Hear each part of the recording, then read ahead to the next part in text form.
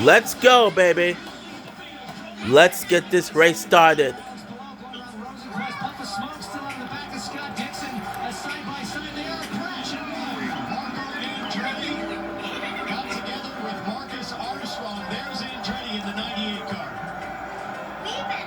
Steering wheel off means Marco's all right, but obviously intense damage to the left rear, to the right rear. Looks like we have a first caution of the day. His 20th start. Absolute devastation for Andretti, for Mario, for Michael, most importantly for Marco. And what an eerily familiar resemblance to the 1992 Indy 500. A car crashing on the pace lap. We've had that with McLaughlin and an Andretti into the wall. Let's see what happened to Marco all the way in the back.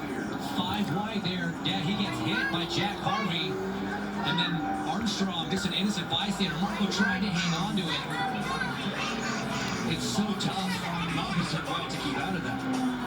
Looked to me like maybe the 23 of Ryan Hunter-Reay moved up a little bit, got into his teammate Harvey, and that's what forced Harvey high as we get a late shot here of Marco trying to save it. He was sideways, thought he might get it.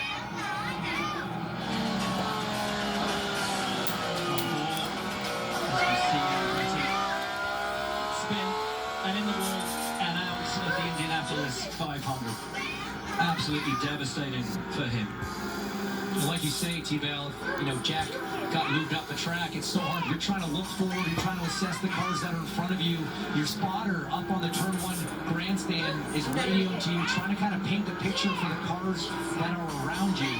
So your eyes are forward, but your brain's trying to, again, assess where the cars are around you to make sure you're giving everybody room. And sometimes room just runs out when you only have so much racetrack. Marco climbs out. Not even making it through one corner of 800 today. He waves to the crowd. Now watch this. Watch Ryan Hunter-Reay there move up a little bit. And Jack Harvey, he went to avoid Hunter-Reay, but I think he expected Hunter-Reay to keep coming up. It might have been a bit premature there from Harvey. Oh, that was a crash. Smart move from Newgarden, just hanging back, assuming that maybe there was going to be some incident in the first turn. Boy, that is a veteran play there for Newgarden, trailing way back. And even though it's slow, it's first lap of the race, that's still a good lick of the wall. First back-to-back DNFs for Marco Andretti in his Indy 500 career. And the devastation will come because this is his only race of the year, and it means so much to him, so much to his family. And these guys went through so much on qualifying weekend, having to go into bump day and make his way into the race.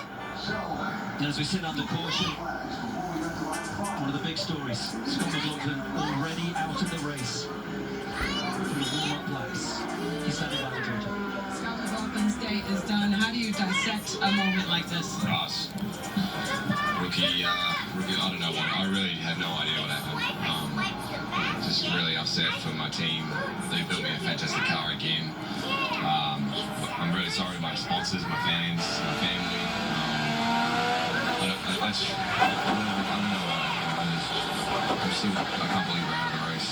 I've just had so much hope today, and yeah, by far the worst moment of my life. So I'm just, I know it's probably dramatic and whatever, but it's just like I put so much in this race that everyone does, and I'm just didn't get to see the grand flag.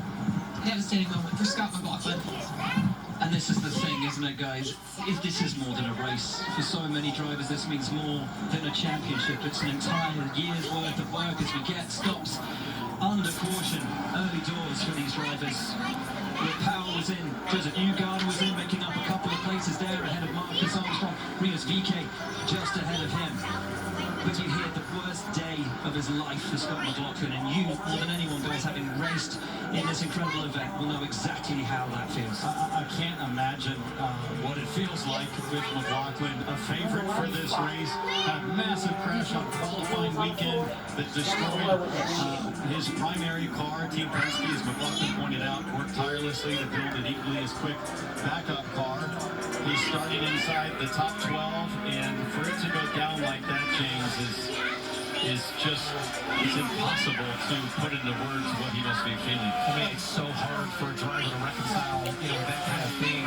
As you said, didn't even take the green flag. It's not like you can talk about the lack of downforce back in the field, or maybe the track conditions are a bit off once you're up to speed. But look, the race have done the same thing. It is not an uncommon thing to see on ovals. It is just, as you say, it's a tough race. I will say this though, Will, track temp at 72 degrees.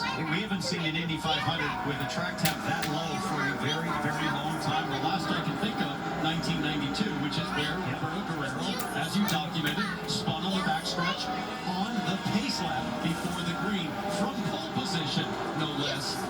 And it was a day filled with many cautions because of the low track temperatures. How much will that come into play when we finally get back to racing?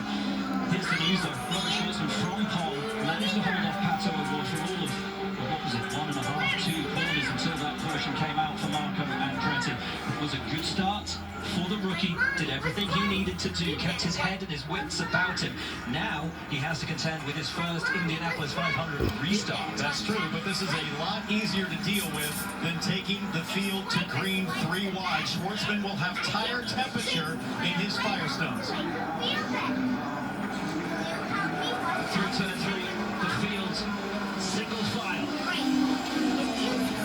As Schwartzman prepares to take the 109th running of the Indianapolis 500 back to green, he weaves to try to get that final bit of temperature back into his tires. When does he pull the pin? It's now that he follows it. Schwartzman through turn 4, and we're racing once again at the Indianapolis 500. Tucked up under toe, wants to have a look around the outside of Schwartzman into turn 1, and Ward will lead. Behind side, got a bit of a slow start to give Dixon a chance. He got blocked by Rosenquist, who gets around it now. On the outside, it looks like, is that Ericsson trying to make a move? I see Alex Palou now rounding turn 2 in that yellow and red DHL car with a good run on his teammate Scott Dixon. And now Takuma Sato looks to make the move on Schwartzman. Sato goes to the high side. Sato to second, Schwartzman down to third, Rosenquist next. Then in is Marcus Ericsson. Alex Palou has made his way past Scott Dixon. Then it's Malukas, Alexander Rossi, Carter Daly, Santino, Ferrucci. Single file right now, but all still very close. Defensive move from Malukas as Rossi tries to make a move. Schwartzman under threat now from Rosenquist into one. Rossi gets ahead. And this was always the worry. Schwartzman and Prema had not shown great pace during practice. One question mark was how long could Schwartzman stay at the front of the field? How quickly would he drop back through the field? As now Ericsson has a look, and at the front it's Sato putting the moves on Pato. Takuma Sato takes the lead.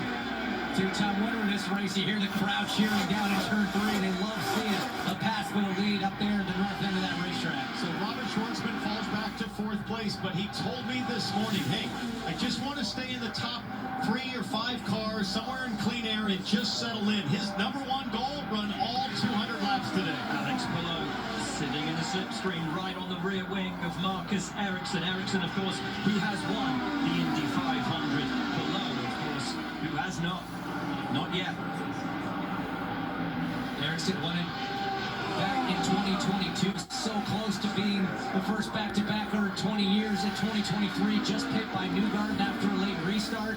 The former Formula 1 driver driving for Andretti Global right now, the strongest qualifier from that team, moving up a couple spots already. You got to think, guys, that a lot of the drivers are going to be a little conservative after seeing what happened to Scott McLaughlin with these cool track temps. And look at Schwartzman having a look there in turn 1 on Rosenquist. So if he was a little slow to get going, it didn't take him long as the rookie Schwartzman now looking to make moves back to the front on veterans. Take a beat, take your breath, get your head in the game and go after it. Every one of these laps for Schwartzman, a learning process. He has never raced on an oval in his life. Sato O'Ward doing a bit of a do-si-do at the front. Rosenquist P3, and it's Schwartzman, Ericsson, Palou, Dixon, Rossi, Malukas, and Carter Daly up into the top 10. Honestly, this is a learning process right now for all of these drivers. These conditions are so different from what we've had all month. So everybody trying to figure it out. And right now, Will, this first into the race, it's about just that. It's about feeling out your race car. This is not a time to panic, even if you lose 3, 5, 10 positions. It's more about surviving this first stint, feeling it back balance of the race car, learning what the adjustments inside the cockpit are doing, and then starting to plan with your pit crew what changes you want to make in those first stops. You've already seen the fact that